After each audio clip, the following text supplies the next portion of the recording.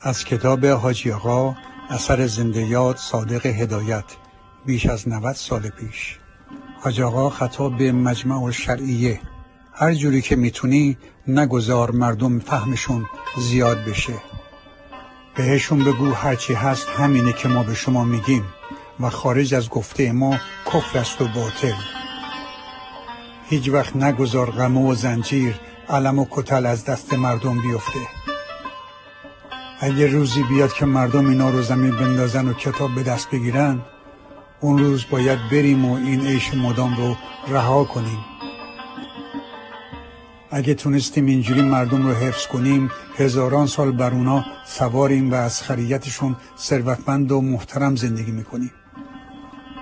اگر در هر 1000 نفر یکی هم مثل این شاعر چرنباف پیدا شد، نترس و فوری اتهام کافر بودن بهش بزن. اون وقت میبینی همون مردمی که تو تربیت کردی چطور بر سرش میریزند و تک تکش میکنن. دلیلی داشت که علمای دین فتوا دادن خواندن کتاب‌های صادق هدایت حرام است.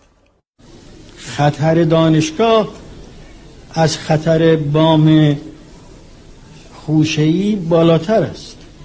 هر چه فساد تو این مملکت پیدا شد از این اشخاصی بود که در دانشگاه تحصیل کرده بودن، تخصص هم شاید داشتن.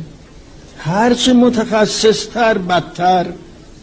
ما را خواهی نخواهی دانشگاه میکشد به دامن آمریکا یا شوروی. این نمیشد غیر از این، برای اینکه اساس از دانشگاه شروع میشد. دانشگاه بدترین مرکزی است برای اینکه ما را به تباهی بکشد. تمام این مصیبت ها که برای بشر پیش آمده است ریشش از دانشگاه بوده، ریشش از این تخصص های دانشگاهی بوده.